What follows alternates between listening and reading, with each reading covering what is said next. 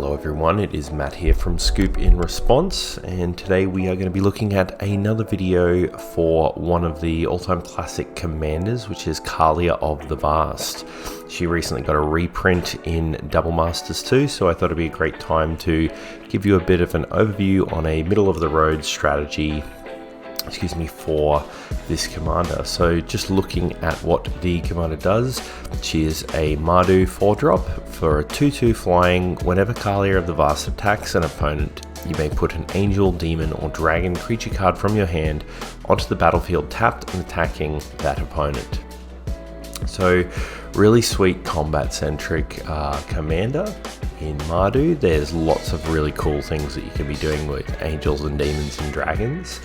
I've shied away from the majority of the dragons. We've got a few of them in here, but mostly I wanted to show, I guess, the power of some of the angels.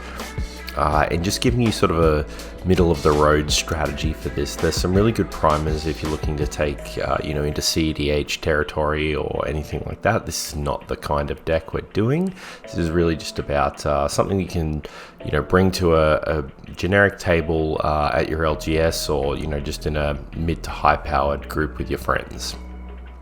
So without further ado, let's look at the deck. Starting off with creatures, we've got 29 of them in this list, so it's very creature centric. We want to make sure that we've got lots of targets for Kaalia's attack trigger.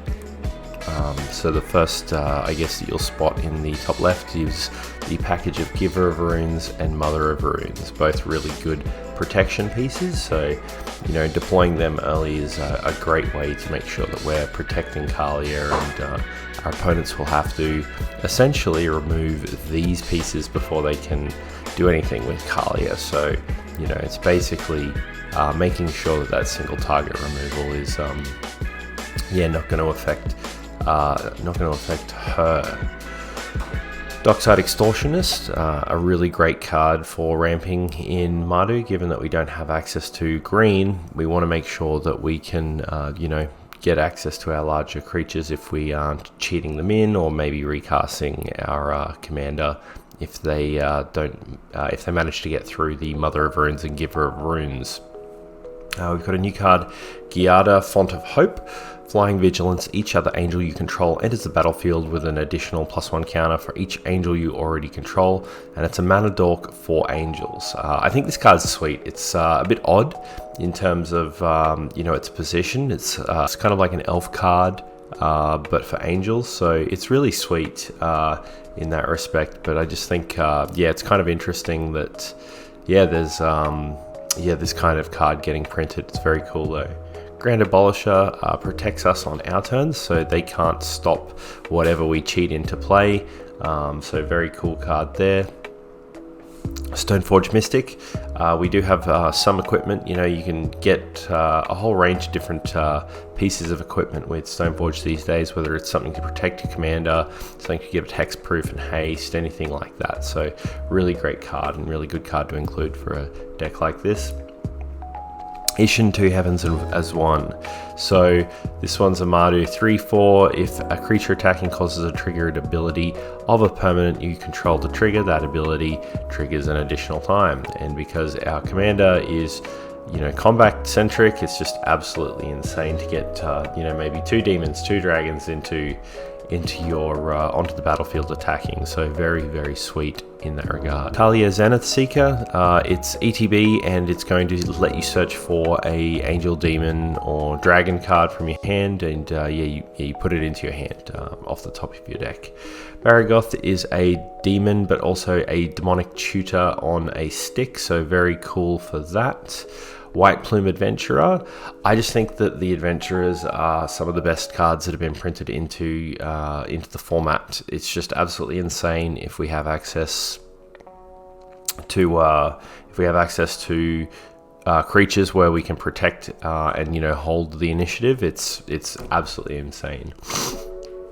Okay, so the next 3 cards are Incarnations: Anger, Filth, and Valor.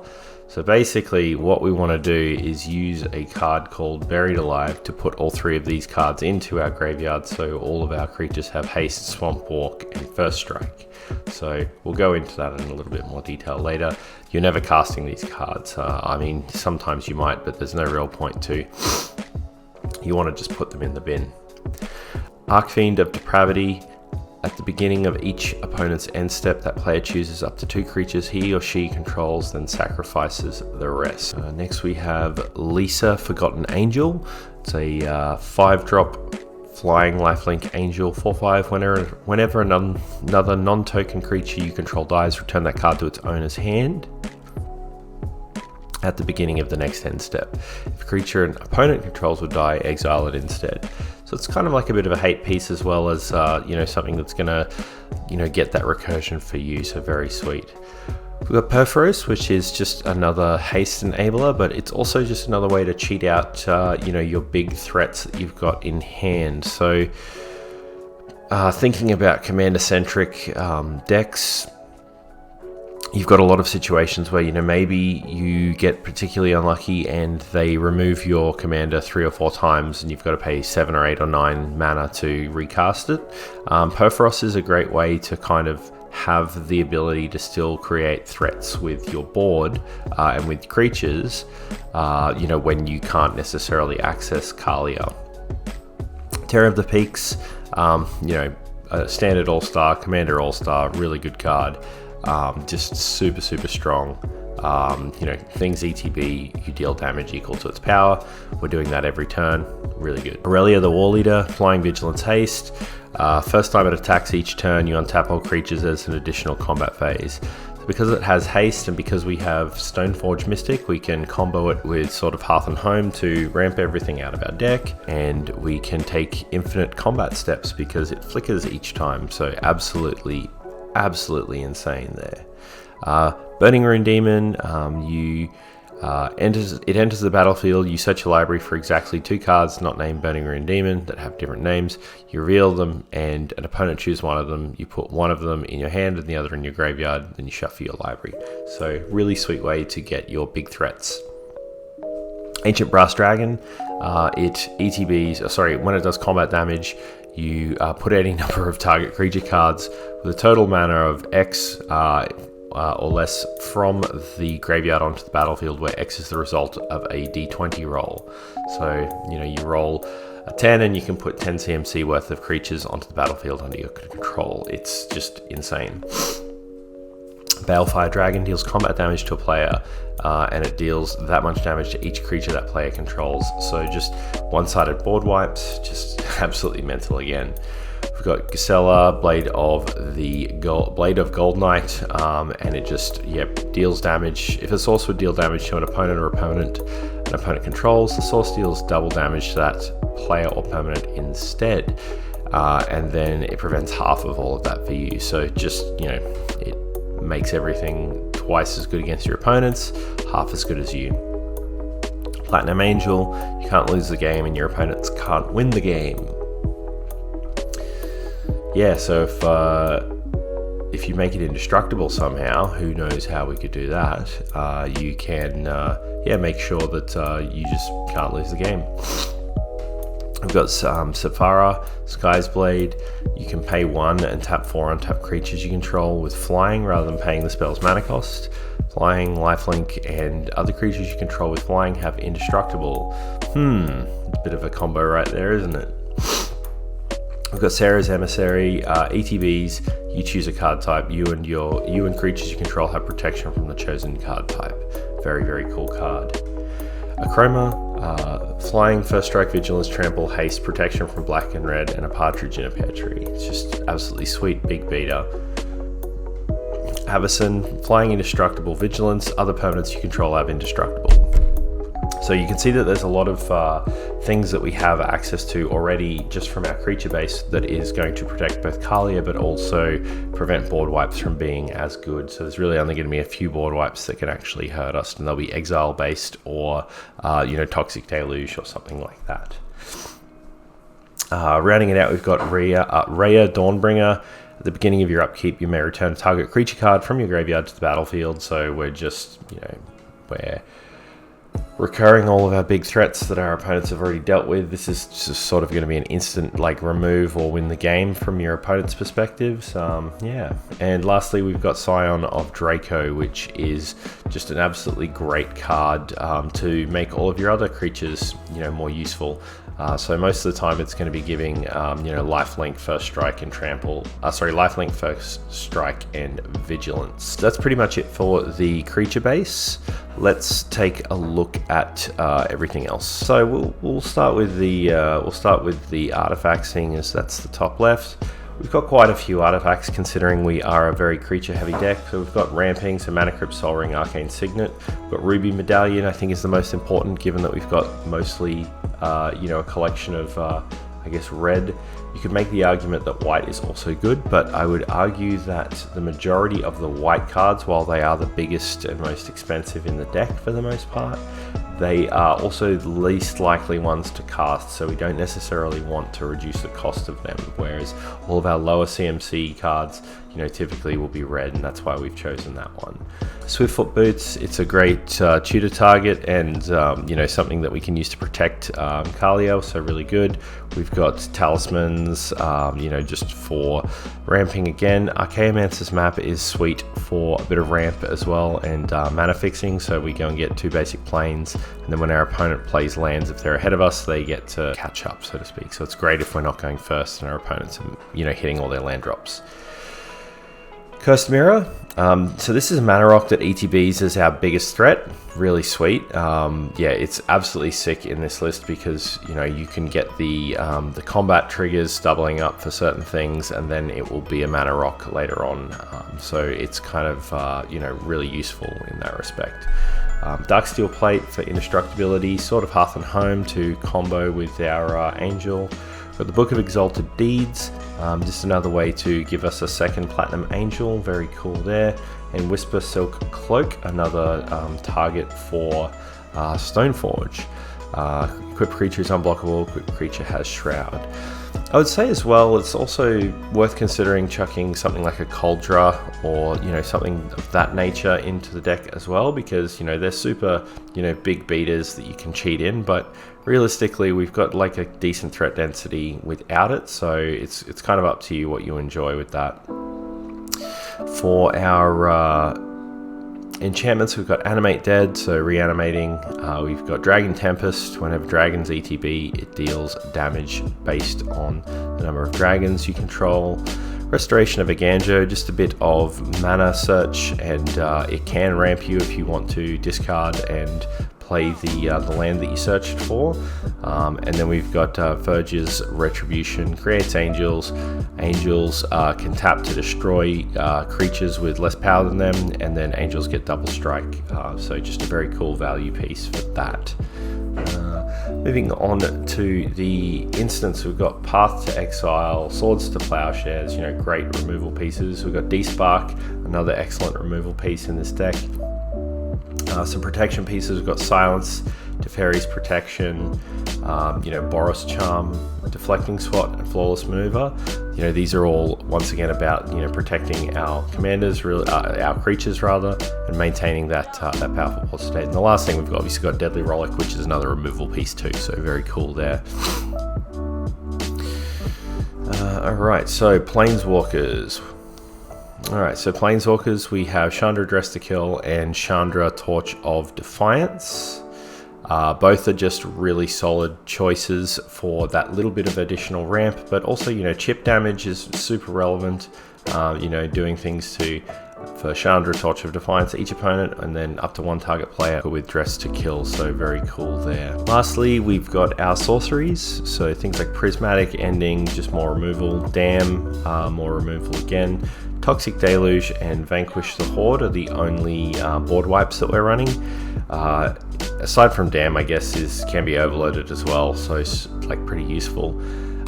This can be like extra devastating if you're using a destroy effect when you have all of your indestructibility out on the field, so it's really good in that respect. But you know, you don't want to be playing these necessarily and having to start again yourself, so it's kind of a bit of an emergency switch in that respect. Yeah. Buried Alive, so search your library for 3 creature cards and put them into the graveyard, then shuffle your library. So that's to get all of those incarnations so that all of our stuff does more stuff. Jessica's Will, it's just a value piece. You want to basically cast this for free or for a little bit of a ritual, but get access to the top 3 cards. You know, this can often be a recall in a lot of ways. You know, you can either play it for free, or you know, better in ramping and then getting access to those 3 cards. So really sweet. We've got Relentless Assault as a combat trick, so untaps all creatures. There's an additional combat phase and an additional main phase. So yeah, really sweet for that.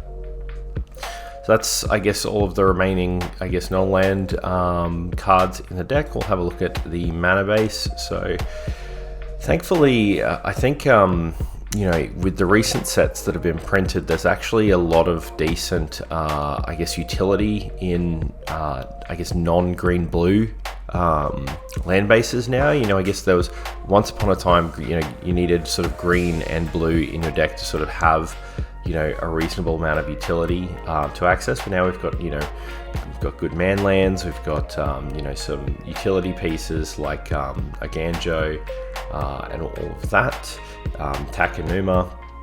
Yeah, this list is really about like the color fixing and ramp. So we've got the Ancient Tombs. You'll see the 3 dual lands. You don't need to run them. Swap them for crowd lands if you want to. It's absolutely no issue to just play the crowd lands instead of the fetchable targets. And the fetches aren't even really like super necessary in this list either.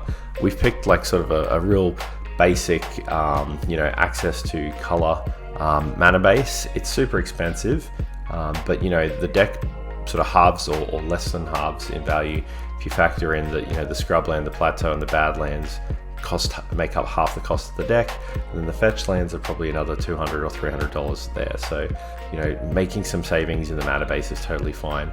Probably the only one that's expensive that doesn't really have a budget replacement is Volrath's Stronghold, and it's basically you just you don't sacrifice it, you just pay mana to put creature cards from your graveyard on top of your library. So really useful in this kind of deck, given that you can just recur things straight back onto the field. But that's probably the only one where there's not like an obvious like, oh hey, you can save a couple $100 here by cutting it. So keep that in mind. Not super important to have everything you know, in the list exactly as it is, but it'll definitely help overall.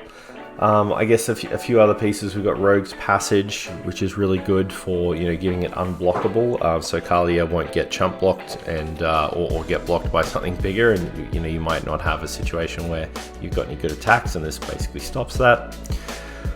Shizo Death Storehouse, same thing with Kaalia, so you can stop them from being able to block you in that respect. So yeah, that's pretty well the list. You know, we've got the Urborg. If you wanted to, you could put the Cabal Coffers into. I don't really like to do it with that kind of with this kind of deck, because of the fact that, you know, we're really relying on you know, a critical mass with creatures, and also a critical mass with our ability to cast our commander on curve. So whether that's, you know, turn 2, turn 3, you know, if we get some nice ramp. But yeah, ultimately having access to the ramp from Cabal coffers, it doesn't let us get out our commander any quicker, because, you know, we're sinking 2 mana into it and tapping, and it's only generating black mana. So yeah, it doesn't really ever accelerate our first cast of the commander, which is, yeah, the main reason I've cut it. Cards like Reflecting Pool, Mana Confluence, City of Brass, you can swap them with basics too. Really simple, really easy to do.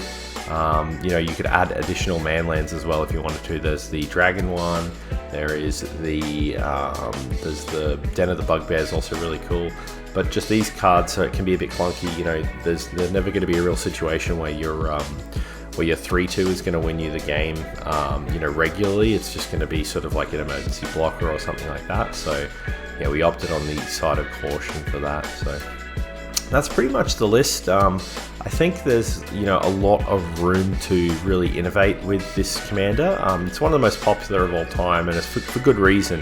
It's really strong, and I think the flavor lets you sort of do powerful things and be in an unfair way. So yeah. I think this is like the perfect kind of list where you're going to have 100 different ways to build it. And so I'm really curious to see what other people watching this, if there's any cards you think that I've missed that are like the most super relevant card in the deck. I'd love to hear about it in the comments. So yeah, let me know. Just wanted to say thanks for checking out the video, and if you liked the content and enjoyed what you see, make sure to hit the subscribe button. We're getting close to that critical 1,000 where I can basically start to monetize the channel. And while that doesn't necessarily mean that anything changes, it's just good to put, I guess, make a little bit of revenue from the sort of tens and hundreds of hours that I've put into the channel over the last few years. So thanks so much for checking out the video. We've got a few playlists in the description as well of 60-second clips, so some YouTube shorts for a whole bunch of Dominaria United Commander ideas that are sort of just coming out in the coming weeks. So yeah, check that out. And yeah, thanks very much, and I'll see you next time. Bye for now.